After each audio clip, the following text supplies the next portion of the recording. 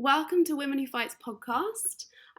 We empower female fighters to take full agency over their training.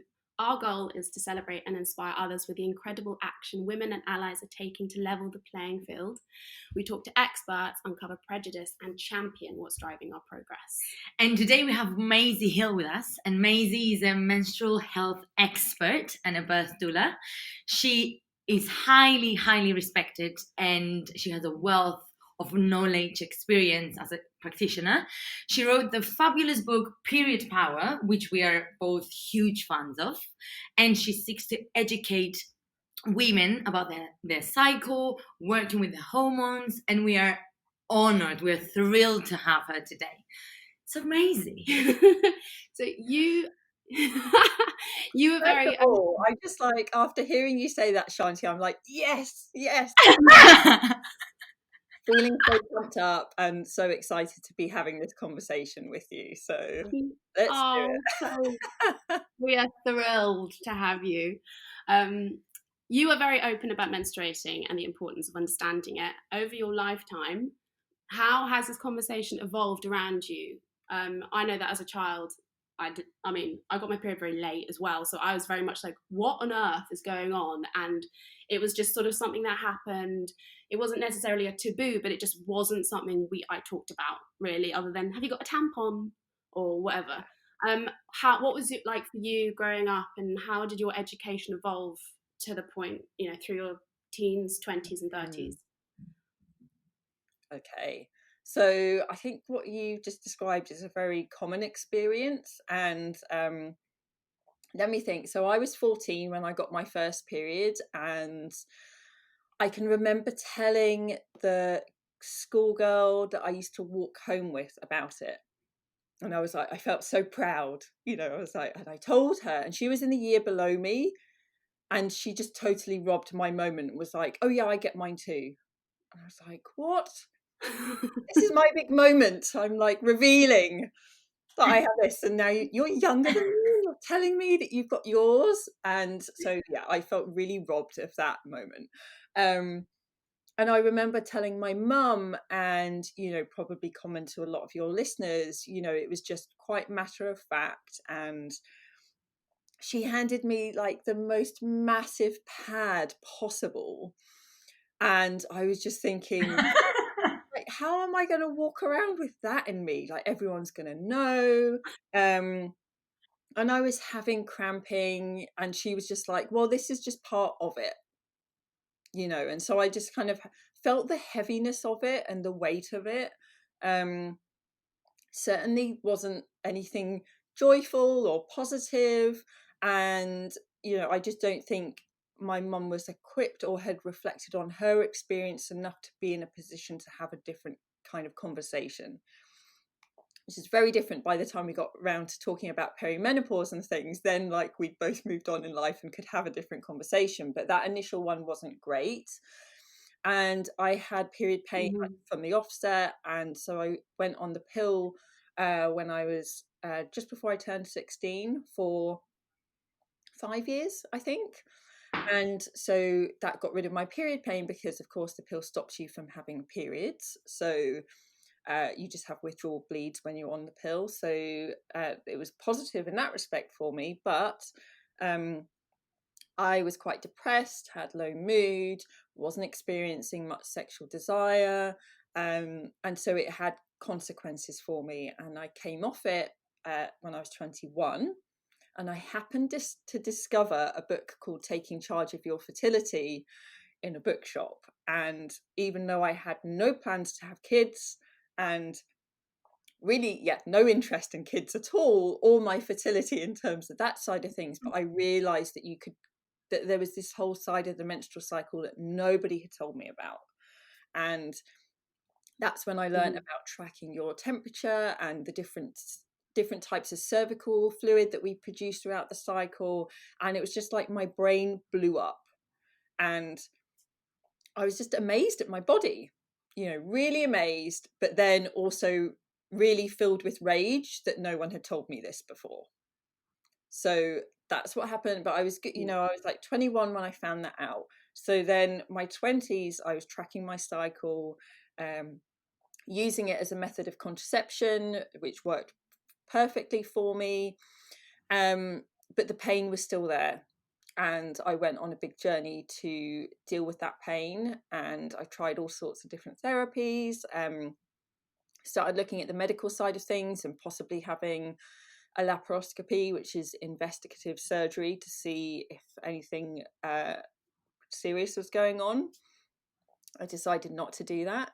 And the pain started going. The pain started going, and that kind of, throughout that process, it opened me up to understanding more about my cycle.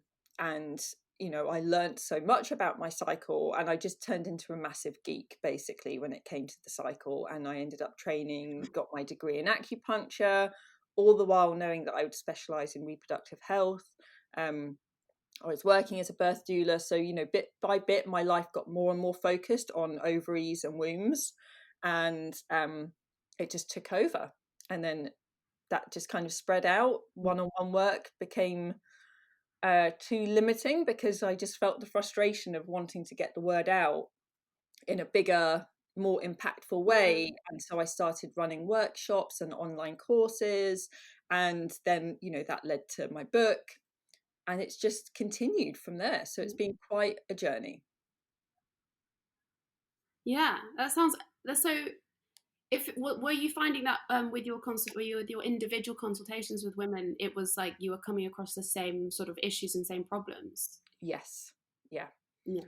Yeah. It is. Okay, cool. It's often the very similar kind of stuff. And for me, certainly when I was working as a practitioner, which I've moved away from now, but when I was working as a practitioner, a lot of period pain, a lot of irregular cycles, people whose cycles had disappeared and they had none whatsoever, particularly if maybe of interest to your audience, but like overtraining and a kind of a reliance on exercise for mental well-being, which we think of as a positive thing. It is, but when it gets too much, especially when there's like a calorie deficit and someone's not getting enough nourishment through their diet and they're overtraining, then the menstrual cycle really shows us that that's a problem by just disappearing, and you just stop ovulating and you stop having a period altogether. So that's become more common in the last 5 years. I speak to a lot of people who that's been their experience. Have you noticed that, like, because obviously it's sort of become more, it is good that everyone's doing more exercise, but it's more fashionable now that women are sort of going to the gym and they're taking more charge of their sort of fitness. Like, this is not athletes, this is just the general population. Is there then more stark lack of education in what we should be careful of then? Yeah, well, I think the thing is like exercise is a very positive health behavior, and it has, lots of benefits, including like improving mood, PMS. It can reduce period pain, and it's really important for building bone density, which when you're female is so important, because bone density, building that in like teens, 20s, 30s and 40s is really important for what happens to us in midlife and when we go through menopause, because that's when bone density starts to go down and we're more vulnerable to things like osteoporosis. So top line is exercise is great. We all need to be doing it, and most people need to be moving their bodies more. Okay. But some people, it can become a bit more extreme, and that's when we start to see people who are like maybe training every day in a really intense way, or even several times a day in an intense way. And sometimes the body is just like thinks that, because our bodies haven't actually evolved that much. So when you're spending a lot of time doing intense physical training, say you're like running a lot, then particularly if you're also feeling stress in your life and maybe not nourishing yourself enough through diet, your body is responding to this information like, can I swear, by the way? Of course. Yeah, okay. Of course. Got to check. So when this is It's a good question. your body, when this happens, like your body's responding, going, shit, there's something coming after us, because like you're running all the time, there's no food around, and your stress hormones are high. So the body is like, the nervous system is responding to that by slamming the brakes on ovulation, because why put energy into reproduction when it's not a safe time to be conceiving and to have a baby, to carry a baby in pregnancy? Whether you want kids or not, that's what your reproductive cycle is gearing you up for all of the time. So your body is responding to this information and like, oh yeah, it's too stressful, food is scarce, and you've got a monster to run away from. Let's just stop ovulating. Yeah. Clearly it's not a good time. Yeah. But what I am seeing, as a result of this kind of movement that's happened over the last few years, which is really encouraging, is that more and more trainers are considering what's going on with the cycle. And we see that at Olympic athlete level, we see that at like personal trainer level. Even, I get lots of messages from people who said, oh, I just did a class at my gym and the instructor gave us options depending on where we are in our cycle. So it is shifting. Wow. And that's so positive, because our needs do change. Finally 2020, and we're still having some trainers not knowing all about menstrual cycle. I think we need to be handing your book to our trainers before starting on with them. Yes, please do. Just read a bit and then I wanted to ask you, what was the general message you got from the book? The book was amazing. You made a very complex topic. You chunked it in very easily digestible sections. It's like a story you can follow. And we could also go back and check again and remind ourselves, etc. So this is very, very easy. Can we just say the way, just to explain that? The way that you did it, like, because you use seasons to explain the different menstrual cycles, which is really helpful, because you sort of like, oh, okay, I'm in like my winter phase, which is, just before I have my period, and so I'm going to be wanting to hibernate. And then you have your summer where you're ovulating, you're like, I want to go out all the time. Beyonce. Like Beyonce, and I have a fantastic time. Because I think that's really, it was a really, really good tool to sort of, because then you kind of, it's already in nature. And I think that there's so much, like, our fertility is natural, like it's one of the biggest connections to nature that we have. And so having that as like an analogy, really, like, I thought that was very strong. And to have also a pivotal moment in my life was when my fiance said, are you in your summer? And I thought, yes, we're making waves. Right. So what was the reaction you received? What was people's message to you, and also from males as well? Great questions. So the 4 seasons analogy actually came from 2 really incredible women, Alexandra Pope and Shani Hugo Wurlitzer, who are the co-founders of Red School. And I did an apprenticeship with them, as long as lots of other kind of leaders in this field. And so they came up with that analogy, and then they allowed me to use it in the book. And I just love it because it gives us a framework and a language, a way of talking about the cycle that makes it very accessible.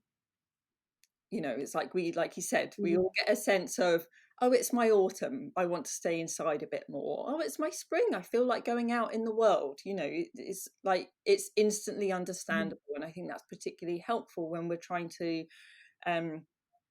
get over some of the taboo that is still surrounding the menstrual cycle. It's helpful there, but it's also helpful when we are having conversations with our male allies and our male partners and male colleagues and things, because it is a way of inviting them into the conversation. And a lot of people say to me, well, what do men think? And actually, men bloody love it. Men generally like a framework, and a way to understand, and like a way to plot things out and go, well, A plus B equals C. And that a lot of the time is what this allows them to do. So in actual fact, just before we came on, one of my male friends sent me a photo of, he works in the film industry and he's on a shoot at the moment, and the lead actress has just bought my book for all of the members of staff, the female members of staff, because he was talking to her about Wow. the cycle. So, you know, there's a lot to be said for bringing men into this conversation. Yeah, spreading the good word. Because it was such an unknown thing, and everyone, like, men used to, where I'm coming from, women don't talk about their periods. It's a very taboo thing to talk about. And I remember my mom always used to say, you don't show to anyone that you're on your period. Nobody should know. So men used to say, oh, what's wrong with you? Are you on your period? So it was just It was very negative. a very negative thing. So yeah, you simplified it. We are grateful for that. Yeah. Yeah, well, because the thing is, when we do that, it's like it has to be hidden. It means there's something. It's, what's the word I'm looking for? Yeah, it's like it's taboo. It's hidden. It's something that's bad. You know, because if it's something that was good, then we'll just talk about it. Yeah, You yeah. know, so we do have to reframe things here and think about things, even for people who have like an intense experience of their cycle. You know, maybe they have quite severe symptoms. I still think that in those cases, there are positive ways of working with the cycle. And it's not just about having this like rainbows and daisies and unicorns experience, because that won't be everyone's experience. And, you know, that's certainly been true of mine as well, with the horrific pain that I used to experience. But it's like finding the positives within that. I'd love to know more, because you said you don't have pain, like the same pain you used to have. I'm understanding, like, and so, and I think a lot the pain is so normalized, and also women's pain threshold is higher. So, you know, women come in and they're like in really bad pain, but people are like, oh, you're it's just your period. It's sort of it gets dismissed as part of life, and like, oh yeah, and but it's like it's 1/4 of your fertile life is then spent in pain, and that's a lot of time. What are some of the, like, why is there pain? And as in, if so, I know that you can have, like, there can be really bad problems, like you can have endometriosis, or you can have like PID or something which is more like serious. But on the other frame, what can be a less underlying issue? Why do some people just get really, really, really bad pain? What is going on there? So you're right, because sometimes there are like underlying conditions like endometriosis and adenomyosis, that can result in this kind of intense pain. But you can also just have intense period pain and not have those conditions. So it's always important, like I'm a big fan of involving doctors and letting them know what's going on. For a start, I think it's important that we stand up and be counted, and that they have accurate data on how many of us this is affecting, because that has an impact on research and on funding and on eventually treatment strategies and accessibility to all of those things. And you know, sometimes there are even more serious conditions, like some types of reproductive cancers and things, that can cause some of these symptoms. So it's always important to involve medical professionals, I feel. But in terms of like regular period pain, which can still be horrific. I mean, I used to have to like lie down in public places, and people just thought I was on drugs or something, because I was just, you know, incapacitated. And that can happen because of the presence of prostaglandins. So there's lots of information on this in the book. We won't get into too much of the science of it, but prostaglandins are present, and they when you have a high level of prostaglandins, then that can cause the kind of excessive cramping. It's also the presence of prostaglandins that cause period poos. So if you find yourself suddenly needing to go to the toilet, it's because the prostaglandins are not just instructing your uterus to contract, but that message is like spreading to your bowels and your digestive tract as well. So there's that cramping there, which causes that sudden need to go. So there's things that can be done to reduce the presence of those prostaglandins, like through dietary measures and lifestyle things as well. And it often comes down to like reducing inflammation. This is why stress can have such an impact on the menstrual cycle. And it's always really interesting to me having conversations with people who say, well, I left my really stressful job, or I left the relationships that I really wasn't happy in, and my period pain stopped. That's like often Really? that happens quite a lot. That's actually why I ended up not having how because I left the relationship. I was like really contemplating, like my doctors were like, the next option is to see if you have endometriosis because your symptoms suggest that, and you have to think about if that's something you want to do.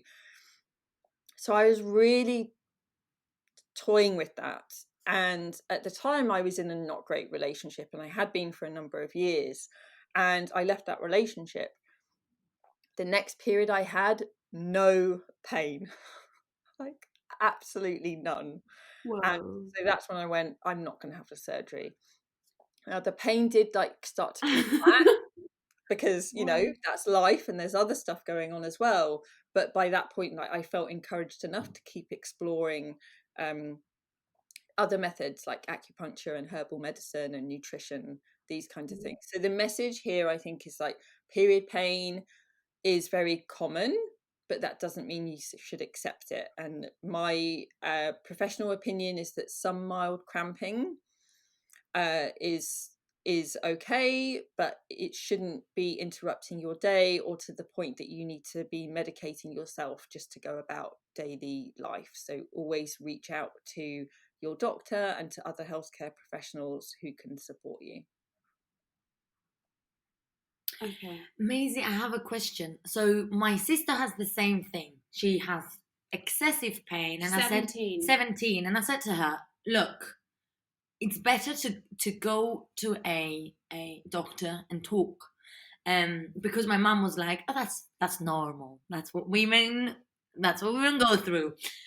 And I said, well, let's go, just get an opinion. And the doctor, within 10 minutes, prescribed her the pill.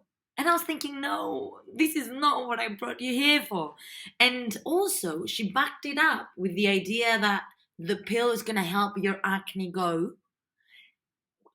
What do we do with these? Because these are mixed messages that we shouldn't be giving. Like, after reading your book and realizing what the pill does, I was thinking, why is this doctor telling my sister to be on the pill from 17 years old?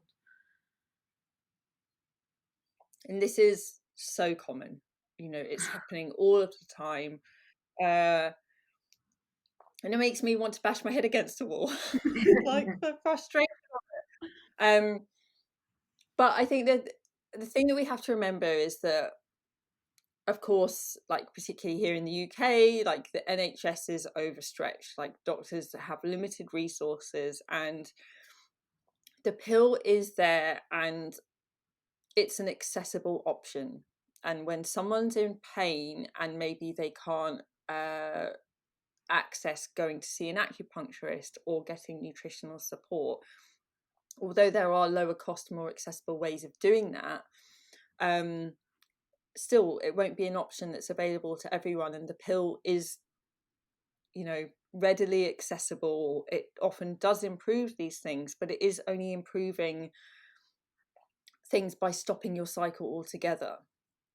And that's like that's where it's unsettling, because like, why do we want to suppress the cycle altogether when there are so many positives to it, particularly in the teenage years when our hormonal system is still developing, and a lot of the hormones that we're producing as a result of the menstrual cycle are important for many aspects of our health, but especially bone health.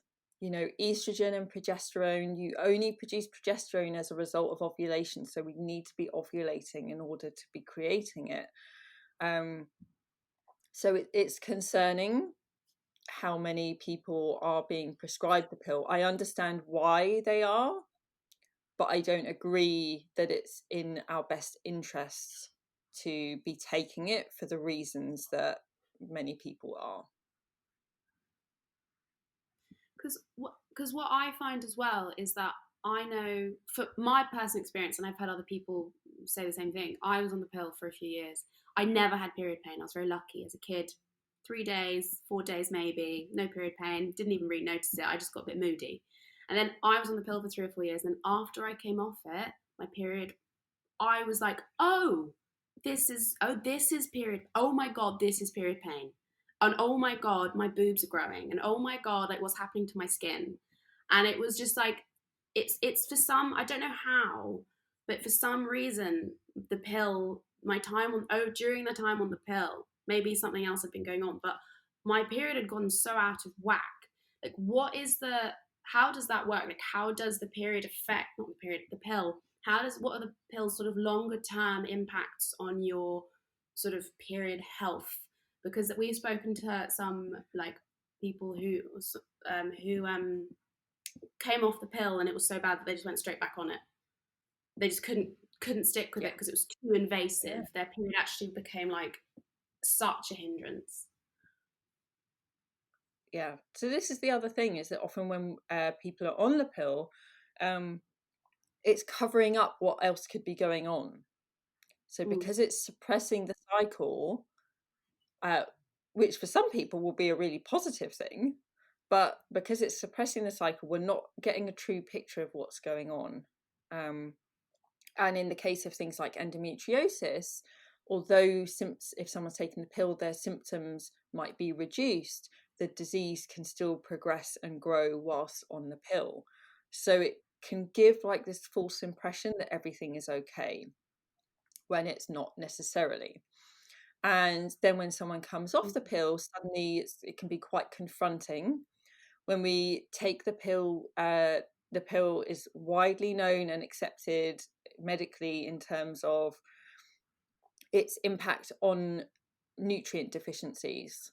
So, you know, it's people who are taking a pill are often end up becoming deficient in many of the nutrients that are essential for reproductive health, in terms of having a healthy cycle, in terms of being in a strong nutritional status for conceiving and having a smooth and successful pregnancy.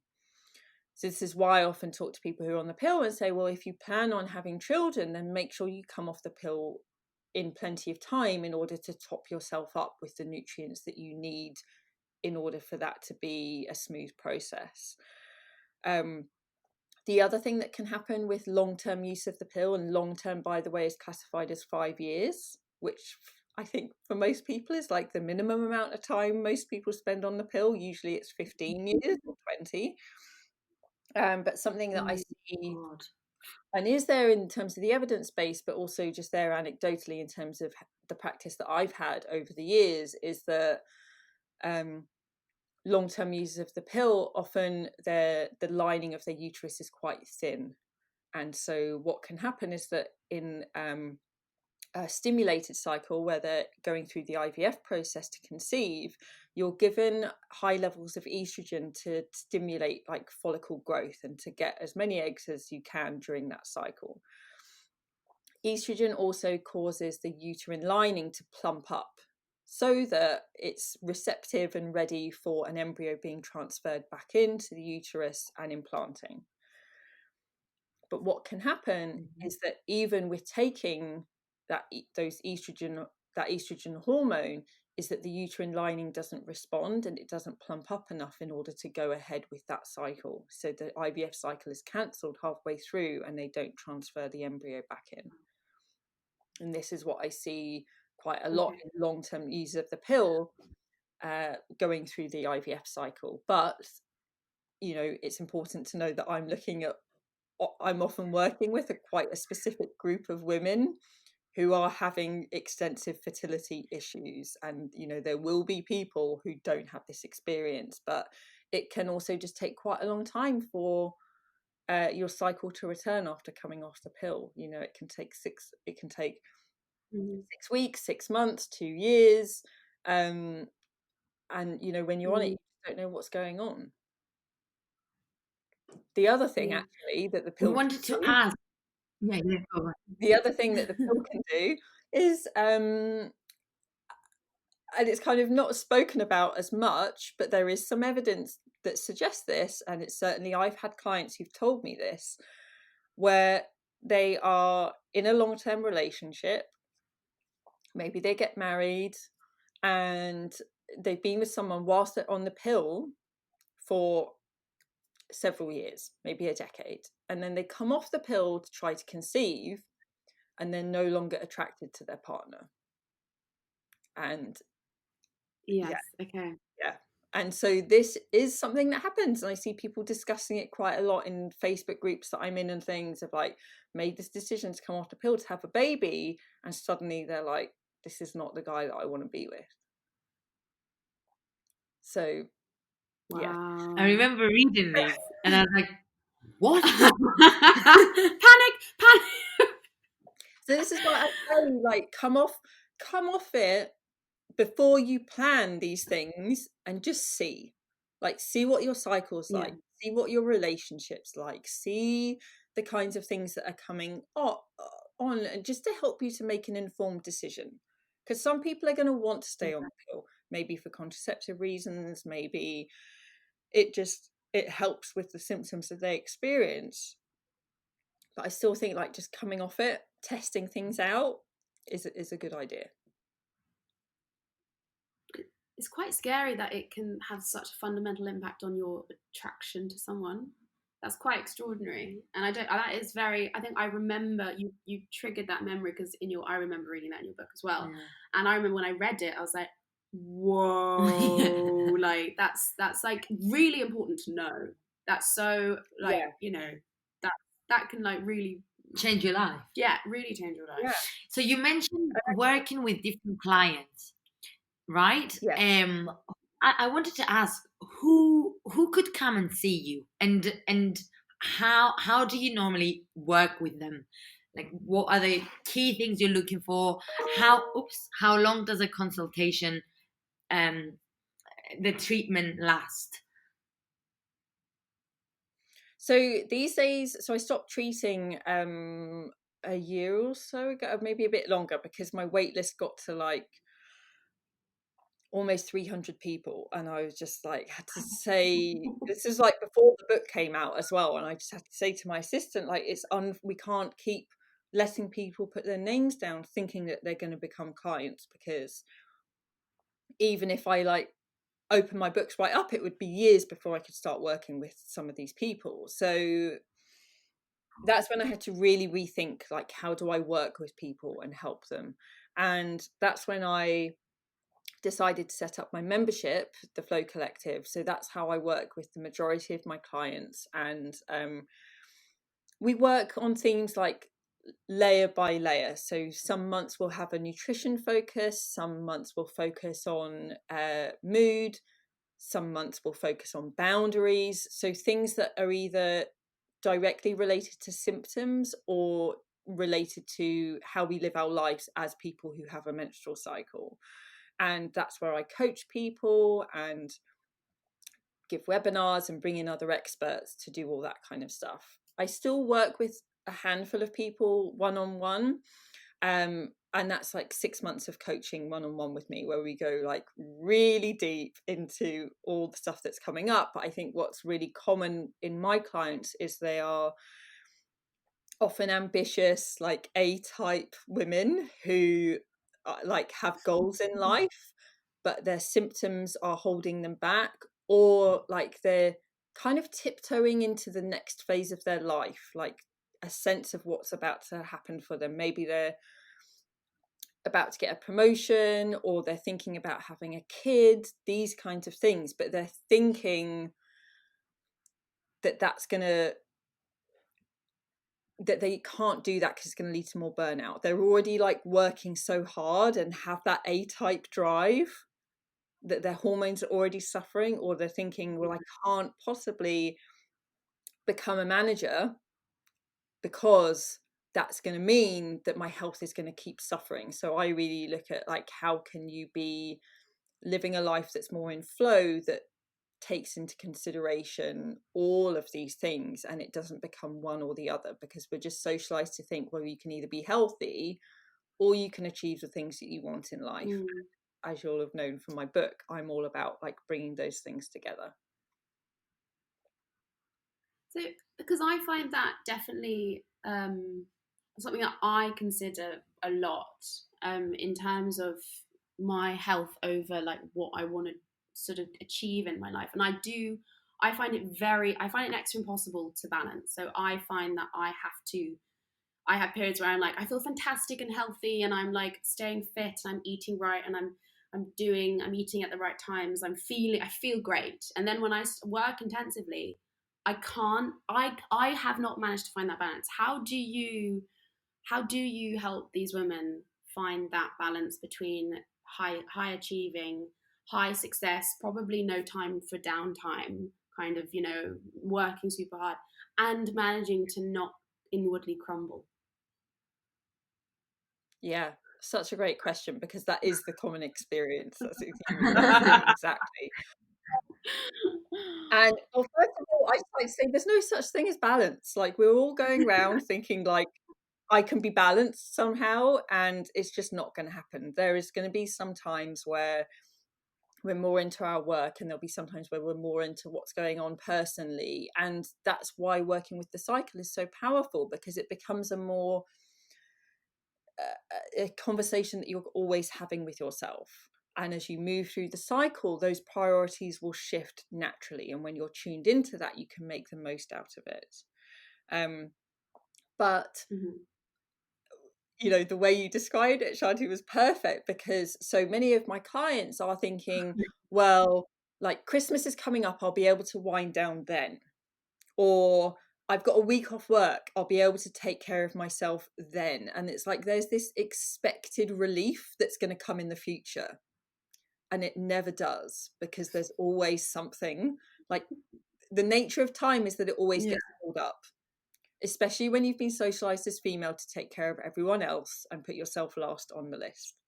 So lots of nods going on here. Yeah. So what so the work I do, like, really looking at how can you make yourself a priority while still going about your business, whether that's your family life, whether that's your working life. Like, how can you be tuned into your own needs and still being a high performer, but without getting to that place of burnout? And this is where, like, your mindset and how you approach things, how you manage the mind drama and all the nonsense that our lovely brains often come up with, and be having that continual conversation. So, because I do think that it's possible, and this is what I'm a big believer in, is that there are ways for us to actually do more by doing less. And that's something that I speak to my clients about a lot. It's like, how will you slowing down accelerate your success? Because we're just like taught to believe, like, go faster, go harder, like, go and I'm like, okay, this has worked for you well so far, which is great, but it's not going to keep working for you. Your hormones are already showing signs that you're struggling. And on the end of this is burnout, where you can't work and you have to take significant periods of time off work. So how can we care for you as someone who has a cycle and who wants to get what they want out of their life? They're really fun conversations. I think it's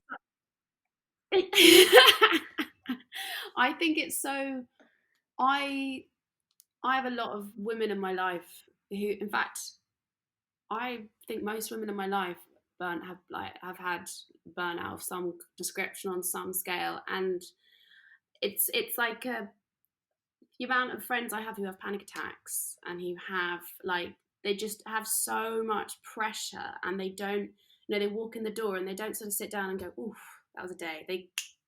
It's like grab bag, go back out, or it's like quickly start making dinner, or it's that there's no, and it's, and you sort of talk to them and they're like, yeah, I'm kind of hanging on, and you're like, that's like such an unsustainable way to live. And I do this as well, but I see, when you see it in someone else, you go like, oh, okay, that's not good. Like that's clearly taking a toll on you. Like what is, because you sort of mentioned stress before, like what is happening internally to sort of like, you know make those period pains worse, because that's also like they call it like a report card, don't they? It's like it's evidence of your health. And also panic attacks are clearly like your body is on the brink. Like what's actually going on internally when you are so stressed out like that? Oh man, everything, like that's the thing, you're constantly getting that biofeedback as you're going about your day. Your body is responding to it, and like most of the time we exist in the side of the nervous system that's in fight or flight. So our bodies are just thinking that we're going to have to run away from something that's dangerous, or we're going to have to fight off some kind of threat. And also often as women, the other sides of this is that we freeze, so we don't actually do anything, and we just like freeze. And this is what I see a lot in people who are really stressed and overwhelmed, so they just freeze. And the other aspect is called fawning, which is when we people please in order to feel safe, and this causes so many hormonal problems. Because because when we're people pleasing, we're not taking care of our own needs. We're just thinking about everyone else's needs and like trying to control the situations around us in order to make ourselves feel okay somehow, but actually we're not. So this is really important, especially when we consider the menstrual cycle, because when we have estrogen running the show, so this is usually in the first half of the cycle, and especially in the run up to ovulation, estrogen is there to make us go out, find a mate, have sex, and get pregnant. So estrogen, the Beyonce hormone, usually makes us more chatty, more sociable, a bit flirty, a bit sassy, and often an increase in libido. And we don't really want nitpicking at that point in the cycle, because that's going to put us off having sex. Like if you're paying attention to the mess at the bottom of the stairs or the pile of dishes, it's not really conducive to procreation. And so estrogen like makes us people please, and like take and think about others, care about others, because it's all about like us and our connection to the outer world and to potential mates. So people pleasing is a big issue, and this is one of the kind of great things about perimenopause, is that this is kind of disappears at a certain point, especially when estrogen starts to decline, as we stop giving a shit about other people so much and we care more about ourselves. So that's huge benefit to come for us in later years. But when all this is going on internally, like our heart rate's going up, our pulse rates, pulse rate's changing, our breathing starts to shift, and basically our bodies are just in this like, oh, something stressful's going on here, and that's just giving a message to the brain like, you're not safe. Be on the lookout. And this is the thing, then we become like hyper vigilant. And this is often like where anxiety starts to come into play, is there's this hypervigilant, this need to watch out, to look at what's going on around us. All the while the brain's getting the message like, oh, maybe this isn't a great time for all these things to be going on, or we've got other stuff to take care of. In actual fact, let's shunt all of your blood away from your digestive tract. Let's shunt it away from your reproductive system, because clearly you're going to need to run a lot or fight a lot. So let's move it to your heart and to your lungs and to the organs that need to be pumped full of blood for this kind of stress response. And often we're in this stress response all throughout our Mm-hmm. day. You know, it's just like we're just living in that. Mm. And then finally, this is what's interesting about, you know, when people have a treatment, is that they lie down, and like often I give them acupuncture and the stomach would start gurgling. And they'd say, "Oh, sorry about that. Um, I'm probably just hungry." I'm like, "No, it's maybe you are hungry, but maybe it's just that you're rushing around all day. And so you're in fight or flight. And now that you're lying mm. down and you have acupuncture needles in you, your body's going, oh, let's return to baseline. Let's relax and wind down. And now blood Yeah. can flow through your digestive tract. And peristalsis, which is like the wave like movement that goes through your digestive tract to move it along, kicks back in because that bloodstream is there again. And that's when you get the gurgle, because things Wow. start moving again. So you like the gurgle. Yeah, So gurgle. is that why that can help? Like, so if the blood is taken away from the, you know, the uterus and the digestive tract, is that why there maybe isn't as much blood there? Like, does that contributes to period pain? I think it's one of the things, because the other thing is then looking at like the balance of hormones and the impact of inflammation. And so like long-standing inflammation. So inflammation is a good thing to the body. It's like a way that we defend against things and take care of the body. But long-term inflammation isn't a good thing. And when you're not getting adequate sleep, when you're eating inflammatory foods that you know, so mass-produced foods, takeaway foods, dairy, alcohol, for some people gluten, you know, food additives, all of these things in the diet, as well as any particular sensitivity someone might have, can cause inflammation. As I said, so can lack of sleep. Environmentals can impact things. Being in a blooming pandemic can as well. You know, not being able to get outside as much, not being able to have that social bonding that as pack mammals we are used to having and kind of require a lot of the time for our well-being. We're not getting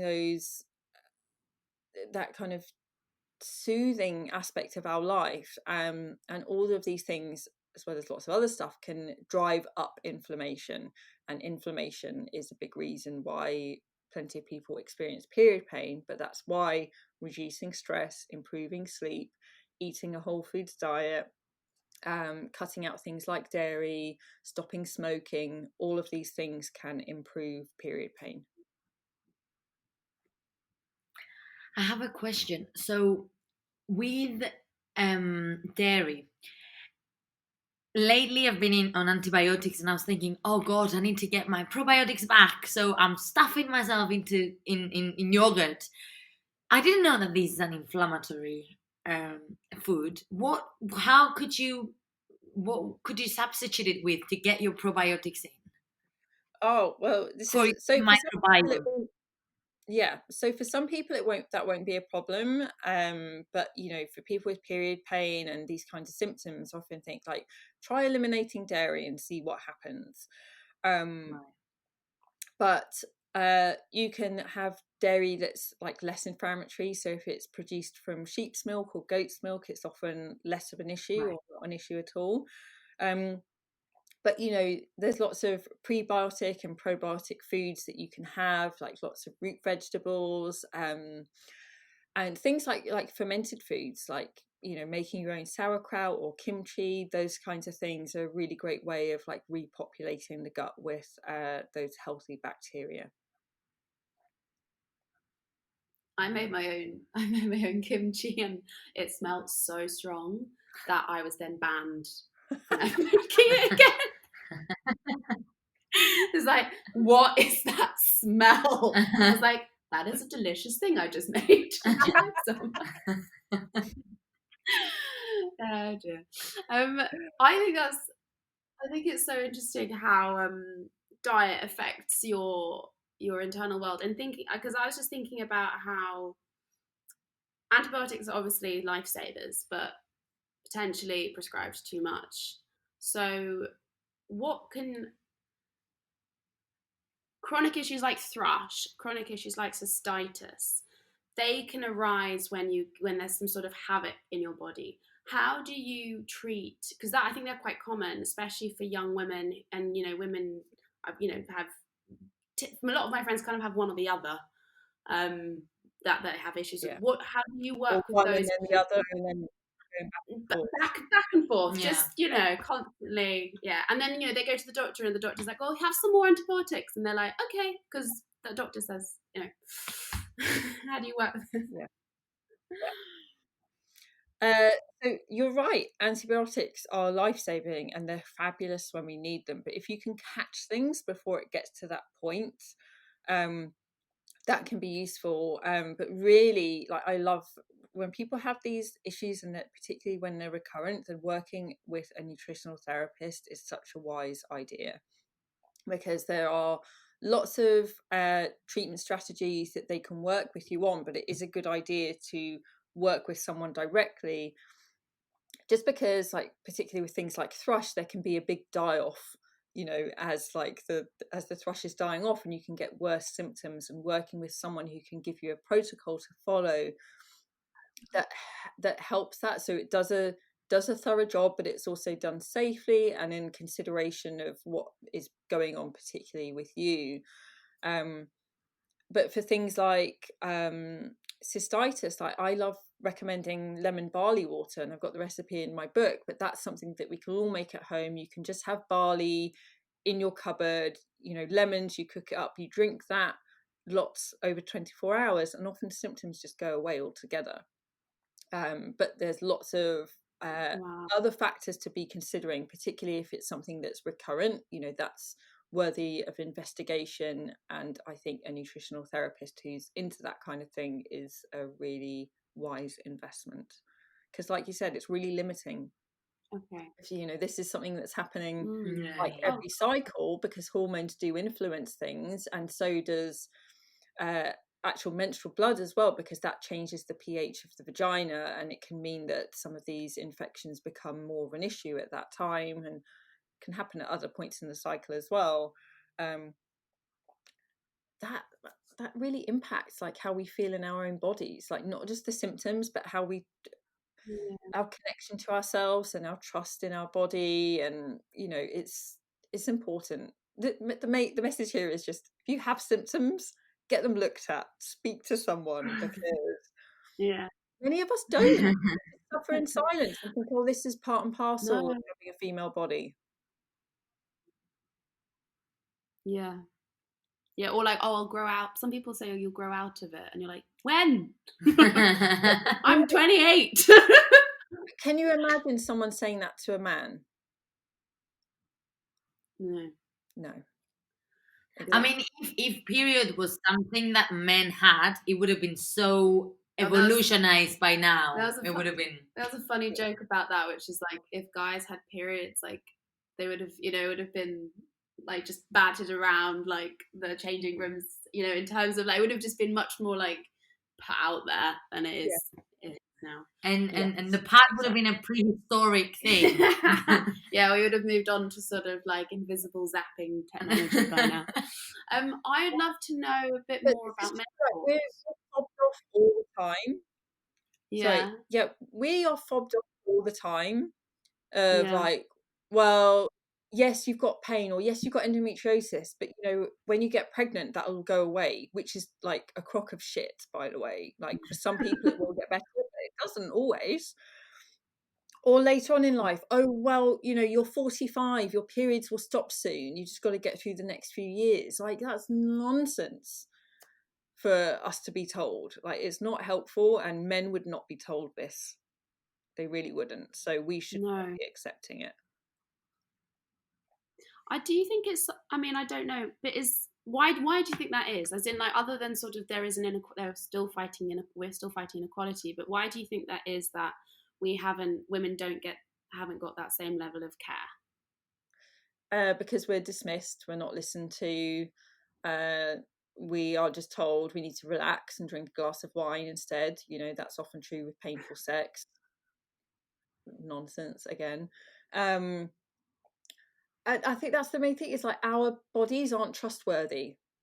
You know, from a very early age, that's the message that we get. And I think that's the view that a lot of medical professionals have, is that our bodies aren't trustworthy, and something, you know, the female reproductive system is prone to errors. You know, it's prone to problems, it's problematic, so let's just give you the pill so you don't have a cycle. You know, because then we remove the problem. Yeah. Or Not take well your uterus studied. out, Yeah. remove the problem. And, you know, Yeah. all forms of medicine are appropriate at certain times, but so many women like have their uterus removed unnecessarily, or are on the pill when maybe they don't need to be. So Yeah. we have to shout louder. So is that what when women get their uterus removed, why would that be? So often they, I mean, there's lots of reasons why it can be removed, but I've certainly had lots of clients over the years who've had their uterus removed because they have endometriosis. And the thing about endometriosis is it can be present on the outside of the uterus, but it's often present like in other parts of the body. So in other parts of the pelvis, on the digestive organs, it can be up in the diaphragm, like it can be in lots of other areas around the body. And, you know, there are some times when removing the uterus is appropriate, but often like it's taken out and the actual endometrious lesions aren't taken out. So the uterus is removed, but the lesions still exist in other parts of the body, and so the symptoms are still there. So, you know, having a hysterectomy is kind of spoken about, and a lot of people with endometriosis will say, I just want my uterus taken out. But actually, you have to question, is the uterus where the endometriosis is? Is it in other areas?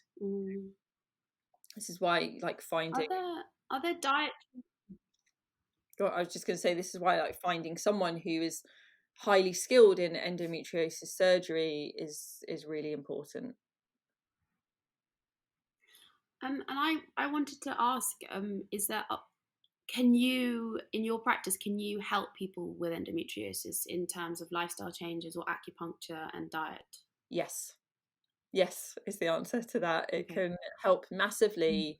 Perfect. But I do really think that surgery, particularly excision surgery, is a really important factor for endometriosis. And it's often the case people who have endo have repeated surgeries that, you know, kind of get some symptom relief, but after a period of time they end up needing another surgery. So and people can just have repeated surgeries with limited success. So finding a surgeon, the Nancy's Nook Facebook group is a really wonderful resource for endometriosis, so highly recommend people check that out. But finding a surgeon who is going to do this skilled excision, which is known as the gold standard when it comes to endometriosis surgery, and excision surgery is where they cut out and remove the endo lesions, versus ablation, which is what most people have done, which is when they like burn off the lesions, and that's less effective, but it's a surgery that most people will have. I mean, I'm not a surgeon. Okay. Is that Don't because get me it's wrong, easier? I'm not a surgeon, and there's times when one or the other will be appropriate, but I'm kind of shocked. I've never had a client who's told me that they've had excision surgery. Never. They've all had ablation. Really? Yeah. Until, you know, we Wow. find them someone, and then they Okay. go and they have surgery with someone else. So I do think, yes, diet, yes, acupuncture, all of these things, but also like I said, surgery is there, and that can be a really important part of someone's journey. Yeah, absolutely. I would love to find out a bit more about menopause, because we all go through, well, 50% of the world goes through it, and it's one of those really under Discussed. and yeah, it's so like, oh, it's this thing that might happen or will happen, and it's a bit sort of like scary. And it's scary. Yeah. And it's very scary. Because obviously everyone's experience is so different, but everyone has an experience, and some have, some women have really tough time. What can they sort of do and what is there anything that you can do like in your life, like is having a healthy cycle conducive to having a happy menopause or a happy perimenopause? And are there dietary things that change? Because obviously I know that your diet throughout your life evolves. Like, what I want now to eat will change when I'm 60 because my needs are different. So how can you help yourself? Yeah, great question. So I think just general menstrual cycle awareness and working with your cycle during your cycling years is fantastic preparation for perimenopause and menopause itself, because it gives us that psychological prep, and that it's like our cycle is just constantly working us in preparation almost for that event. And perimenopause is the period of time when you still have a menstrual cycle, but you have what we refer to as menopausal symptoms. And menopause only lasts for one day, and that's the 1 year anniversary from when you had your last period. So you have your cycling years, then you enter perimenopause, then you go through menopause, which is 1 day, and then you're postmenopausal. And you're right, things do shift, our hormones do shift. And we do get varying hormone levels during perimenopause, and that can take us on a bit of a wild ride, but there are lots of things that can be done to improve that. But we really in perimenopause want to be thinking about how we're managing any symptoms and how we're supporting our experience of those remaining cycling years where we have those symptoms. But we also have to think about the decisions we make then or what are going to impact the decades that follow menopause. So we spend a third of our lives as postmenopausal women, postmenopausal people. And what we're doing in our 40s is going to impact that. So, particularly when we think about protein intake, for example, and exercise, really thinking about maintaining muscle and maintaining bone density for the years that follow, because when estrogen starts to decline, we lose bone density and we also lose muscle mass, and it can be harder to maintain both of those things. So increasing protein, taking care of ourselves nutritionally, doing strength training exercises, spending time outside, enjoying life, like this is a big part of it as well, and like taking care of our needs. But the point is like if we enter perimenopause from a place where we're exhausted and our stress hormones are sky high and we're tired and we're wired, and that's not going to support this process. So yes, you're absolutely right, we need to be looking at this before any of this happens and making sure like we are well rested, we're not filled with stress all day long, and we are in charge of our lives and enjoying ourselves. Okay, that's really good advice. I think that's like, it's kind of exactly when, as a woman, you'd probably be one of the most stressed you could possibly be as well in your 40s, when you're like babies running around. Yeah, well, you've got your kids, potential teenagers being a pain in the ass, and you've got like a full-time job, and you're probably quite high level. I mean, it's stereotypical, but you're probably juggling 5,000 things, but also you're just not 20 anymore, so you just naturally aren't going to be like bouncing off the walls in quite the same way. I mean, like it just, I can see why menopause would be so difficult if you were entering into it in that frame of mind. That's really interesting. Where can women in that sort of menopause time go? Like what kind of health expert, other than like a GP, like more of complementary, where can they find someone to talk to and someone to help them other than you? So GPs are really great because like body identical hormone therapy, which you can access through your GP, I believe is a safe treatment strategy for most people. It doesn't have to be the only one, but there's a lot of information out there about HRT, hormone replacement therapy, and it's old and it's based on really bad scientific evidence. So, I've got lots more to say on that, but so that is one of the options. But cutting out inflammatory stuff, addressing sugar intake, because insulin resistance and like pre-diabetes, that becomes more of an issue.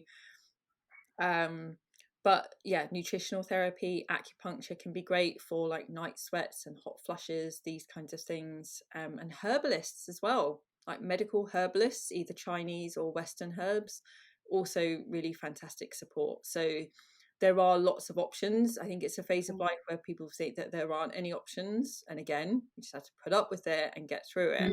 Yeah. But there are lots of options, and it's just about finding out what the best one for you at the moment is.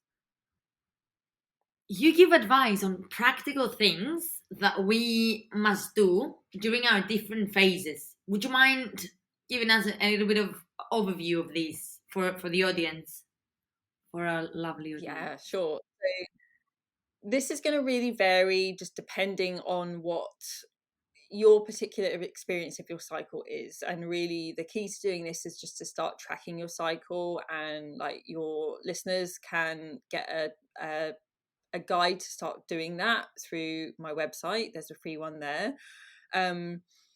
So you need to get to know what your particular experience is, and then base your decisions around how you care for yourself and what you do from there. But the main thing is that in the first half of the cycle, like initially your hormone levels are very low. So when you have your period, hormone levels are low, you might not feel inclined to doing much, might be a bit more tired. Of course, there might be symptoms like heavy bleeding and pain. So the main thing here is like taking care of yourself. And even now, for me, as someone who doesn't have symptoms, and my experience of bleeding like is pain-free, and it's kind of inconsequential really to me, but I still like to take that time for myself, because it's when I come up with lots of ideas, and I like to make the most of that. But not everyone will have that experience, and that's okay. And then as your period's coming to an end, estrogen is starting to get going. And as I mentioned earlier, estrogen is all about getting you out in the world and finding a partner. So this is maybe when you do suddenly want to go out the house, or feel like exercising, or want to call a friend, or maybe start having ideas for your work, these kinds of things. And then as estrogen's peaking around ovulation, that's when testosterone shows up. That's when maybe you feel like more like taking a risk, maybe more ambitious, competitive. This is when my boyfriend likes to joke with me about my cycle and be like, I know exactly where you are, because I just start taking the piss out of him all the time.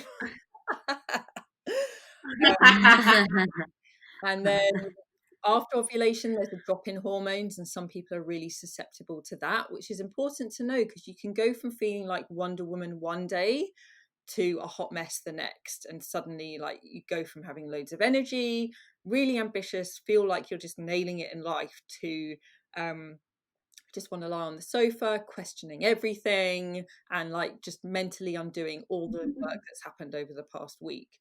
So that's a good one to know about. And then as we move through the second half of the cycle, estrogen comes up again, but the main hormone that we want here is progesterone, and that's the hormone that is there for conceiving and pregnancy. And that has an impact on behavior often. That's maybe when we more want to stay inside or spend time with female friends, be eating. There's a big shift that happens there. And I like to think of it in the first half of the cycle, we're thinking about the external world, and in the second half of the cycle, the focus moves to the internal world, and we might become more introspective, more inclined to stay at home, or be particular with who we hang out with, basically. So that's how I like to think of it. But as I said, it all depends on your experience. And I like the fact that the way you explained it makes us then plan our life ahead with like being mindful of what's coming. But I have another question. Let's say we are on the summer, we are expecting to feel Beyonce's, and there is a lack of libido, lack of energy, feeling like dull. Would this then signal that something is wrong Not on stress? necessarily. Right. Yeah, not necessarily. And this is the thing, like everyone has their kind of moment in the cycle where they feel most like themselves. And for some Right. people that's ovulation, for some people that's like premenstrually, it really varies. So it's not that there is a right way to experience your cycle. You know, we're all very different, and our experience will shift as we move throughout our lives as well. Okay, so it changes. Yeah, so it can change, it can shift, but sometimes there can be a hormonal imbalance, there can be something going on in your life or other aspects of health that can be impacting things. And I think the key is just like, are you okay with what's going on? You know, because some people will have that experience and like it won't be a problem for them, and for others it will be. So it's just depends on how you discern your experience and how you interpret things. Okay. Cool. Perfect. That was an amazing conversation. Yes, And that's yeah. And shall I make the last? Marina's going to ask the last question. This is a very important question, so listen carefully. Maisie Hill, what are you fighting for? Oh, what am I fighting for? That's such a good question. At the moment, I feel like I'm fighting for just to have a good night's sleep, because my son, who's 4.5, has just started school, and like the last week after his half-term break is just, I don't know what's going on with his brain, but he's like struggling. So I'm just fighting for a good night's sleep at the moment. But once I have had that good night's sleep, I am fighting for our experiences to count, and for our stories to be heard and to be acknowledged, and to be making a difference, because this is where I feel our power really is in telling our stories, whether it's to friends or whether it's like in online communities and like my membership. This is something that our members say a lot, is just the value of being seen and heard, and if someone going, yeah, that happened to me too, you know, because often, like especially with these subjects, I mean, I don't think they are, but a lot of people do think they are, and we keep them to ourselves. And so when we do that, we don't know that actually there's loads of other people going through the same thing, and that they have we can draw on that collective wisdom to learn and to speak up and to be more vocal and to demand better options for us, because that's what we need. No, absolutely brilliant words. Thank you so much. Thank Maisie. you for your time. Thank you for having me. Thank you that was a really fun conversation to have. I've been looking forward to it, and you didn't disappoint.